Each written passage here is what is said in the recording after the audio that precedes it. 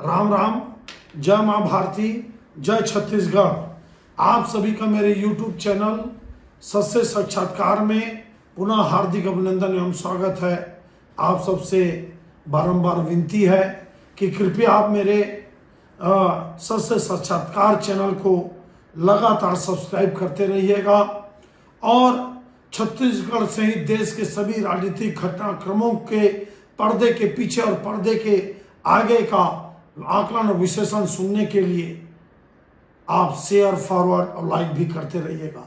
आज दक्षिण उपचुनाव जो रायपुर में हो रहा है, रायपुर के दक्षिण उपचुनाव में, और छत्तीसगढ़ का छत्तीसगढ़ में होने वाला एकमात्र उपचुनाव है, इसमें जो बहुत बड़ा इशू बन गया, स्वर्गीय प्रदीप उपाध्याय जी के आत्महत्या को लेकर एक समीक्षा करते हैं कि क्यों अभी तक जिनका सुसाइड में नाम लिखा, उन्होंने एक ईमानदार, कर्तव्यनिष्ठ और स्वाभिमानी, भले एक लिपिक थे वो, उन्होंने जिसका नाम लिखा, उनके खिलाफ अभी तक एफआईआर क्यों नहीं हुआ, उनके खिलाफ कार्रवाई अभी तक क्यों नहीं हुई। और सिर्फ प्रताड़ित करने का मामला नहीं है, जाति को लेकर ब्राह्मण को भगाओ जैसे सुसाइड नोट में लिखा है और विभिन्न अखबारों में इसका वर्णन आया है, ये छपा है। आखिर तीनों के खिलाफ, 3 या 4 लोगों के खिलाफ अभी तक एफआईआर क्यों नहीं हुआ, उनके खिलाफ कड़ी कार्रवाई क्यों नहीं हुई। आखिर इन अधिकारियों को कौन बचा रहा है? रायपुर में ऐसा कौन नेता है कि जो इन सब चीजों को लेकर अधिकारियों को बचाने का काम हो रहा है? क्या स्थिति है? देखिए, एक प्रदीप उपाध्याय स्वर्गीय पुरानी बस्ती जो रायपुर दक्षिण का ही एरिया है, बड़ा स्वाभिमानी, कर्तव्यनिष्ठ, ईमानदार लिपिक थे, जिनको 3 कार्यभार दिया गया। इसी से समझ में आता है कि प्रताड़ना का खेल किस स्तर पे हो रहा है। रेवेन्यू डिपार्टमेंट को जानने वाले जानते हैं कि एक काम करना भी कितना कठिन होता है। इनको राजस्व आपदा का काम, डायवर्सन शाखा का काम और उसके बाद नजीर शाखा का भी काम दे दिया गया। जैसे कि इन्होंने अपने सुसाइड नोट में लिखा, गजेंद्र ठाकुर एडीएम के खिलाफ, इन्होंने मेरे ख्याल से वीरेंद्र बहादुर सिंह तत्कालीन एडीएम के खिलाफ और एसडीएम देवेंद्र पटेल के खिलाफ, और कोई स्टेनो पटेल है, ऐसे 3-4 लोगों का नाम है। एक के खिलाफ, जहां तक मेरे को पता है, एक के खिलाफ अभी तक एफआईआर नहीं हुआ, जबकि सुसाइड नोट में नाम आना ही पर्याप्त है। नाम सुसाइड नोट में आना ये सबूत है और उनके खिलाफ तत्काल एफआईआर होता है। देखिए आप, मोहम्मद अकबर के खिलाफ एक प्रकरण में सुसाइड नोट लिखे थे गुरुजी, अब मोहम्मद अकबर के खिलाफ छत्तीसगढ़ शासन ने एफआईआर लिख दिया। तो इन अधिकारियों को आखिर बचा कौन रहा है? क्या ये अधिकारी मोहम्मद अकबर से बड़े नेता हो गए? क्या ये मोहम्मद अकबर से बड़े हो गए? क्या एक बड़े जो अधिकारी है, बड़े नेताओं के खिलाफ सुसाइड नोट में जब नाम आता है, तत्काल एफआईआर होता है, लेकिन अभी तक इनको बचा कौन रहा है? इन अधिकारियों को फिर 2019 के बाद इनकी संपत्ति की जांच की मांग की गई, और वो नेता कौन है जो स्वर्गीय प्रदीप उपाध्याय का इतना कर्तव्यनिष्ठ, ईमानदार, स्वाभिमानी अधिकारी का बिना कोई दोष के, बिना कोई आरोप के खौरा ट्रांसफर हो गया। लोग दबे जुबान से ये बात कर रहे हैं, बताया जाता है। मैं नहीं जानता कितनी सच्चाई है कि इस कांड में स्वर्गीय प्रदीप उपाध्याय जी को खौरा ट्रांसफर करने में बृजमोहन अग्रवाल जी का हाथ है। अब ये सच्चाई तो जांच में ही पता चलेगी, लेकिन ब्राह्मणों के साथ या एक कर्तव्यनिष्ठ अधिकारी के खिलाफ, कर्मचारी के खिलाफ इस तरह के प्रताड़ना के बाद, आत्महत्या के बाद अभी तक उस परिवार को न्याय नहीं मिला।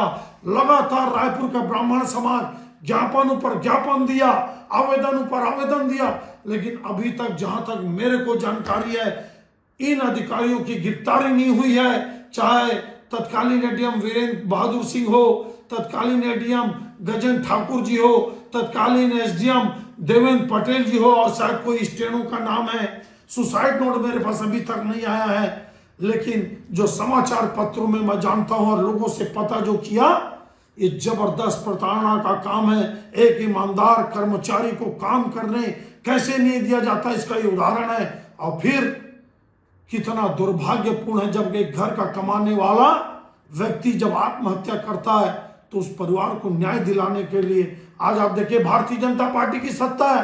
रायपुर के अपने आप को नेता कहने वाले बृजमोहन अग्रवाल जी आज चुप कैसे बैठे हैं।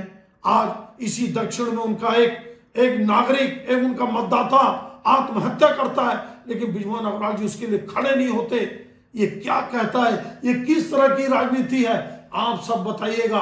और आपको एक बात बता दूं, मैं लोगों का तो यहां तक कहना है और चर्चा इस बात की चल रही है कि अब प्रदीप उपाध्याय जी को ही दोषी ठहरा दिया जाए। इनके ऊपर महिला का लांछा लगाने की कोशिश की जा रही है, इनके ऊपर और भ्रष्टाचार के झूठे आरोप लगाने का, थोपने का प्रयास किया जा रहा है, इनके खिलाफ ब्राह्मणों को खड़ा किया जा रहा है। ये सब खेल आप और हम सब समझते हैं। अब तो जवाब देने के लिए स्वर्गीय प्रदीप उपाध्याय हमारे बीच में नहीं है। अब जितना आरोप ये लगवा दे ये नेता और ये अधिकारी मिलके, लेकिन एक गरीब लिपिक की देहांत हो गई, अचानक मौत हो गई, अकस्मात मौत हो गई, उसका भरपाई कौन करेगा? आज उसको न्याय कौन दिलाएगा? आज दक्षिण उपचुनाव में बहुत बड़ा इश्यू बन गया कि स्वर्गीय प्रदीप उपाध्याय जिसको ब्राह्मण बोलकर प्रताड़ित किया गया इन अधिकारियों के द्वारा, क्या वे जेल जाएंगे? क्या ये सरकार भारतीय जनता पार्टी का और रायपुर के नेता बृजमोहन अग्रवाल जी ऐसे दोषी लोगों को जेल भेजेंगे? क्या एक स्वाभिमानी, ईमानदार और कर्तव्यनिष्ठ कर्मचारी जिसके ऊपर 3 काम को लादा गया, जैसे उसने लिखा कि मेरे को प्रताड़ित करने के लिए राजस्व आपदा का काम दिया गया, डायवर्सन शाखा का काम दिया गया और नजीर शाखा का काम दिया गया, क्या ये स्वर्गीय प्रदीप उपाध्याय जी भ्रष्टाचार की बातें जानते थे क्या? इसलिए इनको रायपुर से हटाकर खौरा भेजा गया और उन्होंने अपने सुसाइड नोट में लिखा कि इसमें एक नेता के द्वारा फोन करा गया कलेक्टर को। क्या वो नेता बृजमोहन अग्रवाल है? ये जांच का विषय है। ईमानदारी से जांच विष्णुदेव सहाय मुख्यमंत्री जी को करनी चाहिए। यह मामला छोटा नहीं है। एक व्यक्ति स्वाभिमान के कारण, मान सम्मान के कारण, ईमानदारी के कारण फांसी के फंदे पर चढ़ जाता है तो इसकी जांच होनी चाहिए। और 2019 के बाद से इन अधिकारियों की संपत्ति की जांच की मांग स्वर्गीय प्रदीप उपाध्याय जी ने की है, इसकी भी जांच होनी चाहिए। क्या ये स्वर्गीय प्रदीप उपाध्याय जी जो रायपुर दक्षिण के रहने वाले ब्राह्मण समाज से आते हैं, क्या ये चुनाव में मुद्दा बनेगा? क्या इसका नुकसान बृजमोहन अग्रवाल को दक्षिण के चुनाव में जो उनके सागिर, जो उनके नॉमिनी सुनील सोनी को उठाना पड़ेगा? क्या इस मुद्दे से सुनील सोनी जी, बृजमोहन अग्रवाल जी दक्षिण का चुनाव हार सकते हैं? क्या ब्राह्मण समाज, क्या स्वाभिमान और सम्मान की इस लड़ाई में स्वर्गीय प्रदीप उपाध्याय के साथ खड़ा है? क्या स्वर्गीय प्रदीप उपाध्याय को जो बदनाम करने की, मृत्यु के बाद जो बदनाम करने की साजिश रची जा रही है, जहां तक मेरे को इंफॉर्मेशन है, क्या उस खेल को समझेगा ब्राह्मण समाज और रायपुर दक्षिण का मतदाता? ये तो वक्त बताएगा। लेकिन रायपुर दक्षिण के चुनाव में स्वर्गीय प्रदीप उपाध्याय की जो आत्महत्या है, जो दुखद एक प्रकार से उन्होंने आत्महत्या किया, प्रताड़ित होकर, परेशान होकर अपने आत्मसम्मान मान की रक्षा के लिए, क्या उसकी जांच की जाएगी?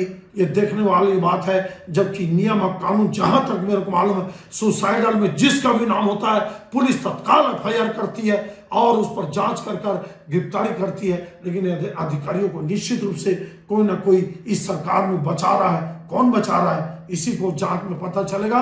और आप सबको समझना है, आप कमेंट्स करके बताइए, क्या इस आत्महत्या से सुनील सोनी और बृजमोहन अग्रवाल जी को बहुत बुरी हार का सामना करना पड़ेगा क्या? यह अगला विश्लेषण आपको कैसा लगा, आप जरूर बताइए। जय हिंद, जय छत्तीसगढ़ माता री।